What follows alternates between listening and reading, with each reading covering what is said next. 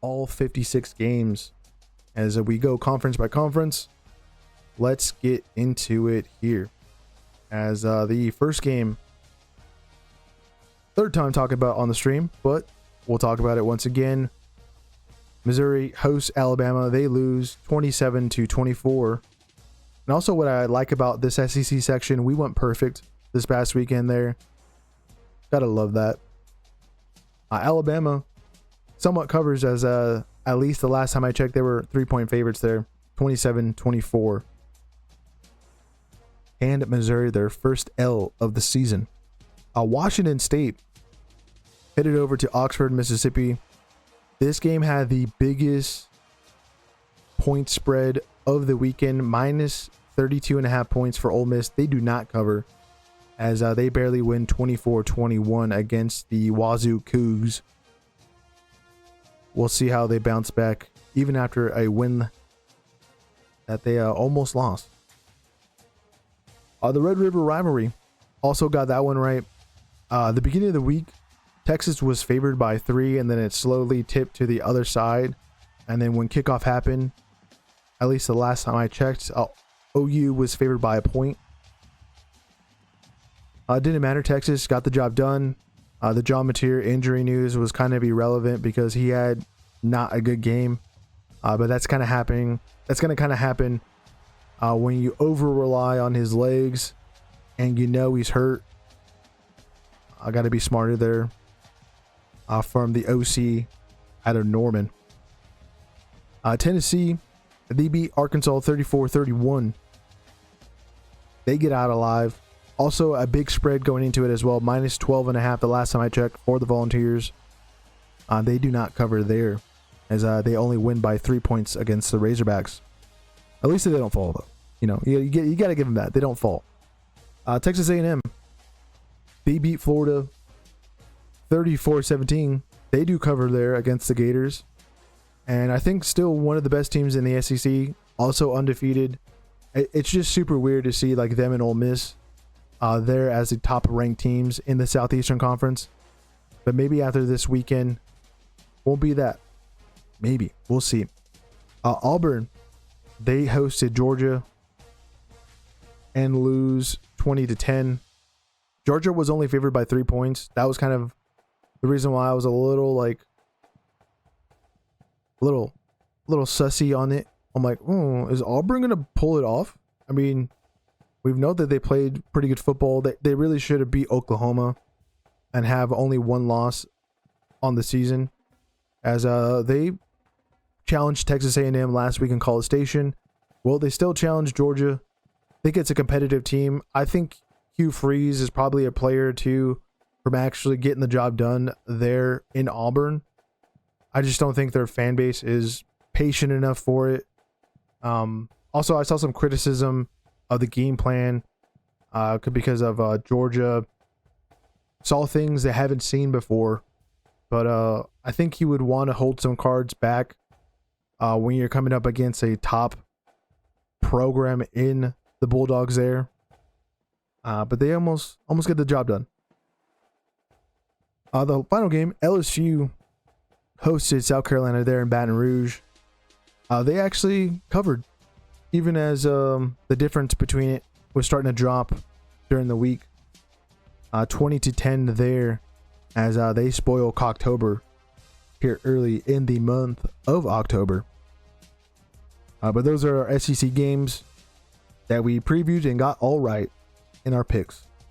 We did get them all right here for the Big Ten. I don't think most people would have anyways around the country, as we see one there between Northwestern and Penn State. But we'll start, how about at the bottom, with Purdue and Minnesota. And yeah,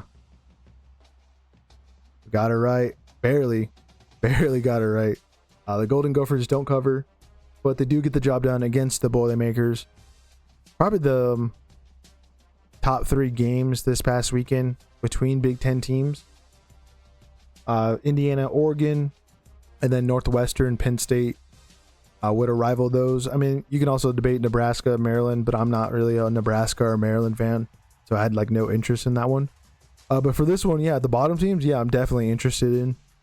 because you want to know who's going to finish last in the Big Ten. And guess what? It's probably going to be Purdue. As again, they lose 27-20.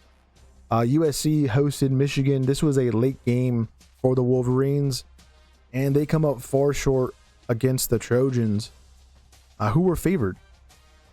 I didn't pick them because of that. We were going into this game thinking, yeah, USC is probably going to win, so let's just roll with that. In our pick'ems, I flipped it. It was one of my very few picks this season where I've actually flipped my pick from the show versus what I do in my pick'ems with the other content creators. I went with Michigan because I was like, I don't want to pick USC and show everyone. But for the show, we went with USC. We got it right. As they have a big matchup against Notre Dame there in South Bend this upcoming weekend. Iowa shuts out Wisconsin. And earlier in the stream, we talked about coaching firings that have already happened here on Sunday morning. But surprised to not see Luke Fickell added to that list. Not that I don't like Luke Fickell or anything like that. We were kind of expecting it as we talked about it in the offseason. Him being in a hot seat. Well, the seat there in Madison, probably the hottest it's ever going to be before they probably let him go. As again, the Hawkeyes win 37-0 over Wisconsin. On Nebraska, they get out alive there against the Terps. Maryland falling short. They should have won that game. But Dylan Raiola coming in clutch. Nebraska doesn't cover, though. They're favored by 6.5. At least the last time I checked. They just win by 3 points on the road. One game that mostly everybody got right. Maybe the few that were having some fun with their betting. Penn State hosting Northwestern. I just did not expect this game to go this way. We have another week where the Nittany Lions were favored by multiple possessions against their opponent. UCLA, I think it was like 42 points. This game against the Wildcats, the last time I checked, it was 21. They obviously lose, don't cover there. And yeah, this resulted in the firing of James Franklin.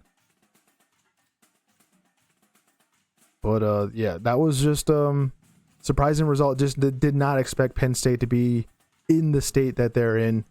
And then to add to that pile of bad news, after this game, it was announced that Drew Aller was going to be out for the remainder of the season with a leg injury.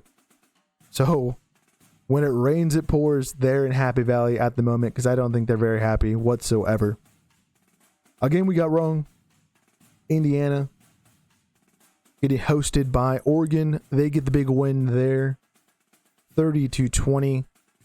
Saw Hoosiers fans storm the field there in Eugene, as in Autzen Stadium, they allow fans to go on the field. I thought that's pretty cool that they get to celebrate that moment with their team. Paid probably a pretty price there for their ticket as well. But yeah, Indiana outclasses Oregon there again in Eugene. UCLA, well, they go to East Lansing, get another win in the Big Ten. I also did not expect this. I thought Michigan State would have showed up, but they didn't. They didn't whatsoever. Jerry Neuheisel doing some extraordinary things with that offense. Nice bounce back. Going in now 2-0 since the departure of Deshaun Foster, and win again 38-13. Second to last game to talk about in the Big Ten, Ohio State, they beat Illinois 34-16 there in Champaign. Buckeyes continue to be perfect. And Illinois adds another loss to their Big Ten conference record there. But I still expect them to be competitive throughout the season. We'll see how they do and react after coming off an unfortunate loss. The last game was the weeknight game for the Big Ten Conference. That was Washington hosting Rutgers. And the Huskies get the job done 38-19. They more than covered, as Washington was favored by 10.5. Yeah, Rutgers, I just only think that they can really play good football at home. once they come outside of the state of New Jersey, it's like you're rolling like a 20-side dice, but the majority of the 20-side dice is like, yeah, you're probably gonna lose, and maybe like there's a few numbers on that dice, so it's like, oh, the Scarlet Knights actually have a chance, even if they roll like a 15, still not gonna be good enough, as they not so good away.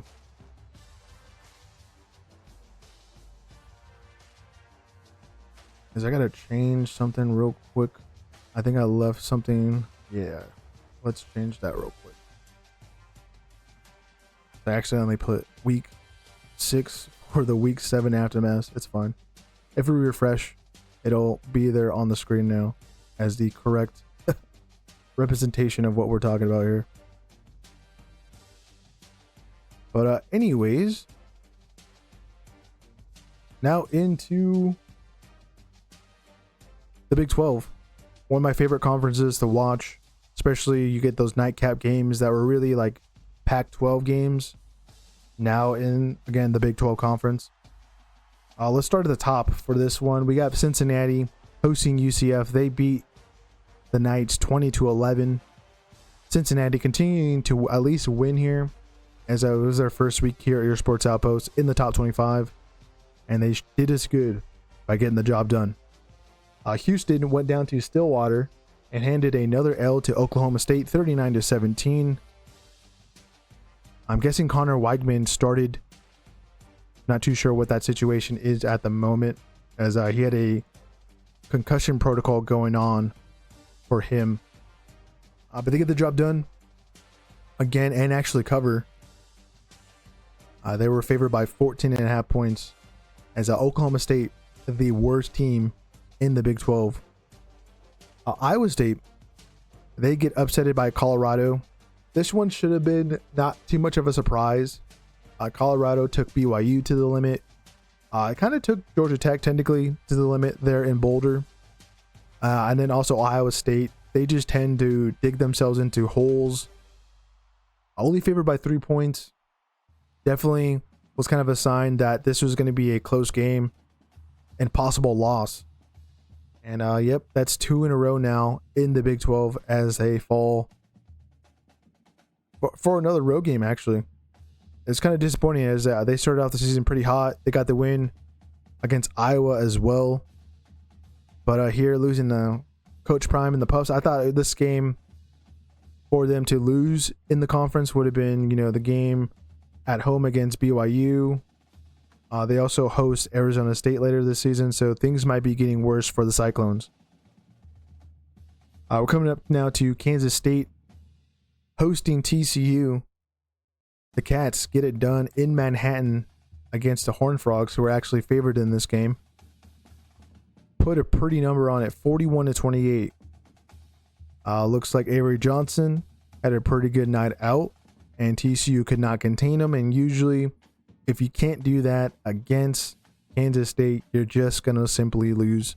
And that's what happened there. Texas Tech hosted Kansas. They beat the Jayhawks 42-17. Texas Tech, just one of the best teams in the country. That's why they're in the top 10 here at your Sports Outpost. And they cover. Favored by 14 points. 42-17. Yep. The math is math in there. BYU, they went down to Tucson, Arizona, played Arizona, and beat the Wildcats 33-27. The Cougars out of Provo were only favored by 2.5. So it kind of makes, again, sense for this one to go into double overtime. And yeah, BYU gets out alive. This is a big win, actually, when you think about it, for the Big 12. They really need this holy war to just really deliver a great game. Top 25 matchup, I would say, here at your Sports Outpost. I know Utah isn't ranked. We'll see if they are ranked after this weekend. I would expect that. But yeah, the conference really needed the 2 Utah schools to win to set up this, again, massive game there in Provo. They kind of already had one with Tech versus Utah. They're going to get another one here. Do they get a third later down the line? Well, technically, yes. BYU has to win next week for that game to, I guess, matter in Lubbock. a little bit more. But I still think even, let's say Utah gets the job done and gets some revenge against their in-state rival there, it would still be, somewhat of a decent game for the Big 12 Conference later down the line. I think that's in like week 11, maybe 10. I'm not too sure actually when BYU plays Texas Tech, but I know it's later down the line. As we're coming down the line, we got Arizona State heading over to Salt Lake City. They lose to Utah 42-10. Backup quarterback situation. Usually Arizona State is going to lose in that situation. And yeah, that's the Big 12 as we keep moving. Pitt, well, they went down to Tallahassee, Florida, and handed another L to the Seminoles, who haven't won a conference game in over 395 days. Yeah, Florida State was never legit. It was basically, again, like I've already said, a fluke win against Alabama. They just arise to the occasion because they're playing Alabama. But when it comes to them playing teams they don't really care about, like Virginia or Pitt this past Saturday, well, they're going to lose because they don't really play serious football down there, unfortunately, in Tallahassee, I would say. I'm not really a Mike Norvell fan whatsoever. And then on top of that, it's bittersweet to see Florida State lose, as they are in not a good conference. Should have never been in the top 10 after that Alabama win. Really should have never beat Alabama. Bama should have took that game seriously. But when you think about it, Florida State took advantage of that situation. Ty Simpson getting his first start as the Alabama quarterback, gonna have a bad time. I think if they replay that game again, Alabama absolutely blows Florida State out, no question about it. SMU, they hosted Stanford. They get the job done there. 34-10 against the Cardinal. Kevin Jennings doing some pretty cool Kevin Jennings things. He had a backwards pass in this game. Pretty interesting highlight. I don't know if it was a big gain. I just saw the highlight of him, performing the act. And boy, I loved it. Loved it so much. But again, they continue to win in conference. We'll see how they continue in the ACC, as they should be somewhat contenders there. As Georgia Tech hosted Virginia Tech, they beat the Hokies 35-20. A little bit of a fight in the beginning there. But again, the Yellow Jackets get the job done to continue to be undefeated and are now bowl eligible. NC State went over to South Bend, Indiana to take on Notre Dame, and they lose 36-7. Yeah, the Fighting Irish doing all right for themselves. I think they have the bigger chance of getting a more signature win this upcoming weekend against USC, who has only one loss. They just beat Michigan. So that's also us kind of waiting to re-rank the Notre Dame Fighting Irish, who, after that, I think it was the Texas A&M loss. That's when we unranked them for the first time ever since we've been doing our SPOP top 25. Wake Forest headed over to Corvallis. They took on the Oregon State Beavers. They win 39-14. This game could have been a lot uglier than that scoreline looks. This also resulted in Oregon State firing their head coach, Brent Bray. We talked about that in the beginning of this stream. Clemson, they went over to Boston College. They beat the Eagles 41-10. They more than covered there on the road. Boston College, year 2 of O'Brien, it does not look pretty whatsoever. They need some heavy investments. I hope they don't pull the trigger, though, on getting rid of him. I just think it's just a lack of resources, lack of talent on that roster. You can only do so much as well. As we also see that with Bill Belichick down in Chapel Hill, which is also a pretty interesting situation. That's the ACC. As we continue now to move into the American. First game was on Tuesday. That was East Carolina heading over to New Orleans to take on Tulane. They lose to the Green Wave 26-19. Tulane was only favored by 6.5 points going into it, at least the last time I checked. Well, they barely get out alive. They're at home. And I believe the math covers, which is all right. Even with that -7 to start off in the week, that would have been more than enough, but barely doing it. Was a little surprised with the scoreline here. Didn't get a chance to watch this one, but again, Tulane continues to win as their only loss is to Ole Miss. North Texas gets their first loss of the season at home.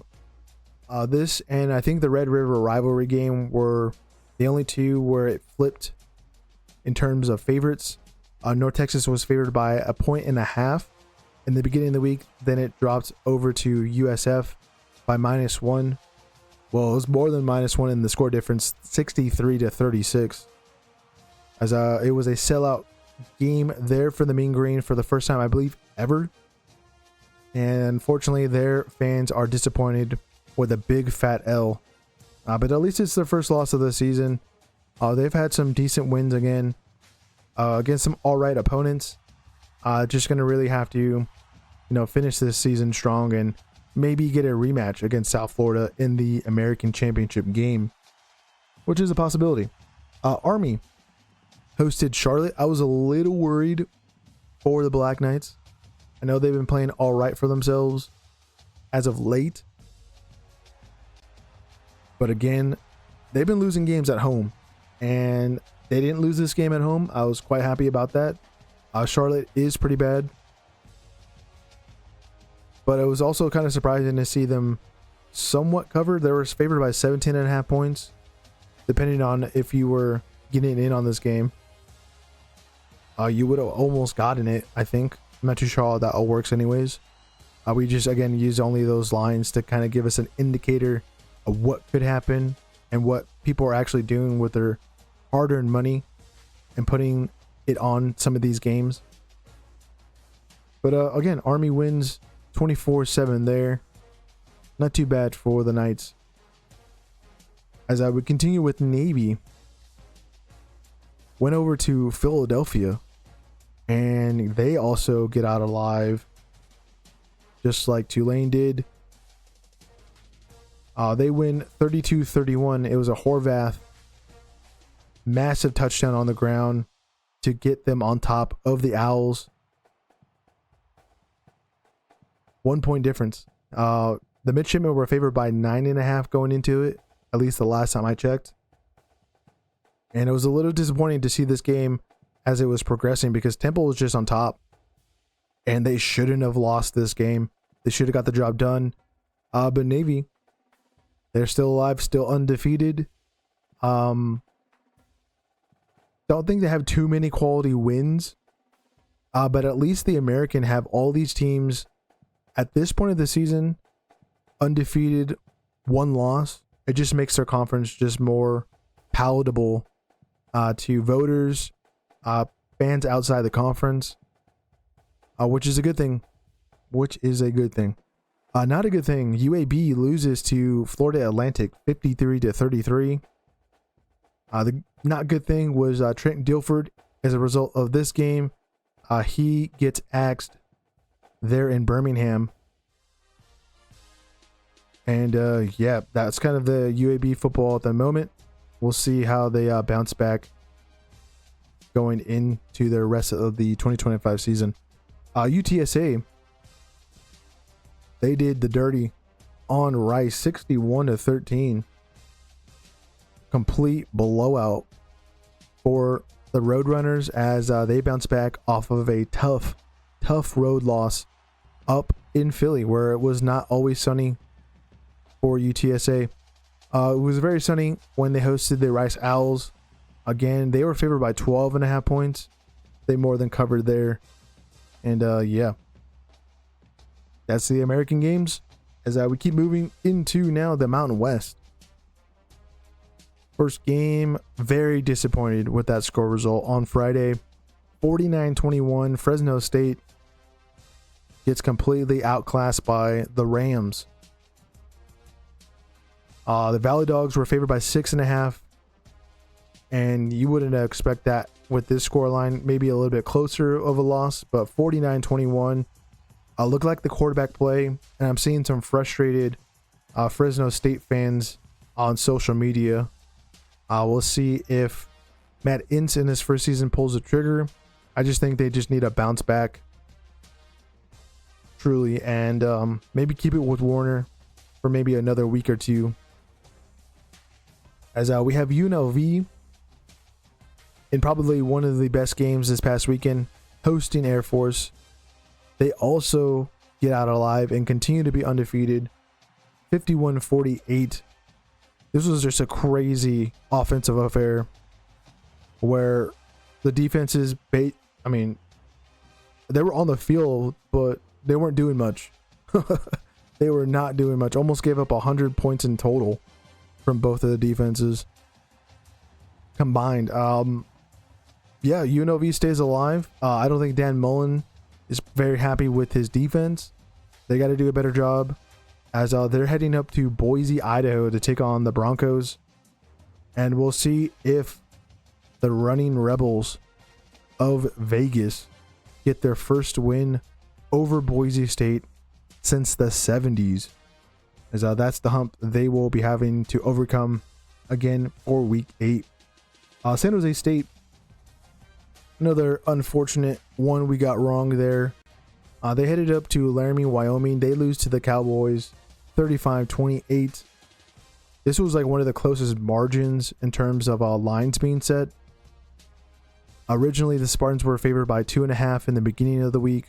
It went down to 1.5, and I was like, oh man. Like, okay, we're still going to go Spartans. They're always a little bit better. They also have the leading receiver in reception yards on their team. But definitely was not good enough. They come up short against the Cowboys, 35, again, 28 there. We got to be doing a little bit better in the Mountain West, to be quite honest with you. Also, that someone that needs to do better, Boise State, 41-25 win over New Mexico. They had a rough first half against the Lobos. Again, there is a reason why the room is blue, guys. As you see my little piece of blue turf there. And yeah, watching this game, I'm thinking it's because of the offensive line and the shifting of a lot of things. Mason Randolph, he was out for the Notre Dame game. He comes back into the lineup, and then just some inconsistencies that I've been seeing. And then I'm also seeing a lot of Boise State fans on social media not very happy with Maddox. It's understandable. I don't think his replacement will do much better, even though we've seen small sample sizes of that replacement doing all right. But really, I think it's more or less the offense and the approach. You got to be able to set up your guys with success, and that's success is going to come through the ground. You got to be able to pound the rock effectively, consistently as well. I mean, you have Gaines, Sherrod, Riley, who's emerging as possible just monster in the future with all that speed. But yeah, it just has to be coming through the right play calls. I know it's Potter's first season as the full-time offensive coordinator, co-offensive coordinator last season. Just needs to get a little bit better. But we'll see if that turnaround this upcoming weekend against UNLV happens, because that Running Rebels team can score a lot of points. San Diego State, they beat Nevada 44-10. Yeah, Aztecs get the job done there in Reno. They were favored by 7.5 points. They more than covered against the Wolfpack, who I'm thinking is the worst team in the Mountain West. We'll see how it all, shapes up by the end of the season, but it's kind of looking that way at the moment. Utah State headed over to Honolulu, Hawaii. I definitely stayed up for this game. The Warriors almost slipped up there in the first half. It was a nice and tight game, and then they finally pulled away there in the fourth quarter to win 44-26. Mike Alejandro, doing Mike Alejandro things. He's just a very exciting player to watch. I'm not saying he's like very similar to Timmy Chang, but you got to give him a lot of credit. This program was kind of in the gutter for at least since we've been doing this show, and then his arrival there for Hawaii has just been a real difference maker. He's a competitor, doesn't want to give up. If he makes a mistake, he just gets back into it and truly delivers. Hawaii was favored by only a point. Kind of understandable because Utah State, decent team in the Mountain West, should be challenging Hawaii. But ultimately, the Warriors just completely outclassed them in the second half, 44-26. So there's a decent amount of talent also around Michael Alejandro, and he's delivering. And they're also very close to being bowl eligible, with I think just one more or two more wins here in 2025 to get that job done. As we move on from the Mountain West now into the Sunbelt, we only have 3 more conferences and their games to discuss. We have Southern Miss getting a job done there, and we missed that one, 41-20 against Georgia Southern. This was one that we went against the grain with, as the Golden Eagles were favorites. And they showed it, scoring double the amount of points that the other Eagles had on the scoreboard. It is what it is. We'll take the L. It happens, especially in some of these not so covered conferences as well. As we continue through to now, James Madison hosting UL Lafayette. They beat the Raging Cajun 24-14. James Madison kind of having a rough 2 weeks. I know they've been winning. This past week they were favored by 17.5. I think the week before against Georgia State it was around that same number, and they're not covering, and they're barely getting out. Last week it was 14-7. This week it's a 10-point difference against UL Lafayette, who is a little bit better, I would say, than Georgia State. But James Madison, it's just a little interesting because they're favored there in the Sunbelt East, especially after the result between Marshall and Old Dominion. But we'll see if they have a slip-up game here in the Sunbelt Conference. We have Appalachian State heading over to Atlanta to take on Georgia State. The Mountaineers win 41-20. Decent win for App State there, I would say, and get the job done. They should still be contenders somehow, some way in the Sunbelt, especially with that Old Dominion loss. They definitely have the crack there in the door still open. Old Dominion, well, they headed over to Huntington, West Virginia, and they lose to the Thundering Herd 48-24.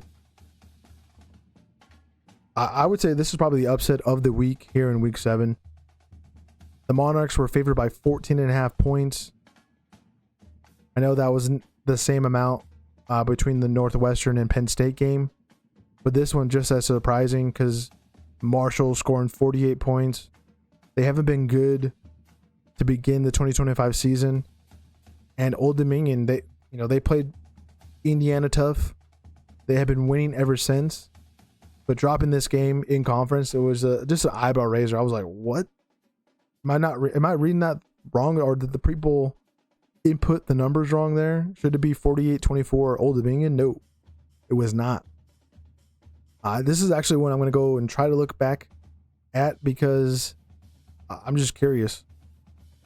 A little disappointed as the Monarchs are now going to have to beat James Madison, I think, this upcoming week, who they face, which is very doable because the Dukes not playing so good themselves, to get into pole position there in the Sunbelt East.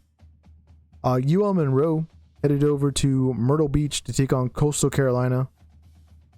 Warhawks lose in that cockfight against Chandlers 23-8. Yeah, Coastal Carolina doing all right for themselves. They have been getting better and better They had a rough start to the season, but now kind of coming into their own. This is one of the games where we went against the grain and we got it right, which is kind of nice. UL Monroe was favored by 3 points going into this, at least the last time I checked. But 23-8 is the end result. And unfortunately, another one where like talking about Texas State, Old Dominion, James Madison, those being the contenders to be in that conference championship game. And then you see this result here between Troy and Texas State. The Bobcats lose to the Trojans 48-41. This was one of the 2 overtime games here in week 7. And yeah, Troy kind of on the up and up ever since Summerall left last season.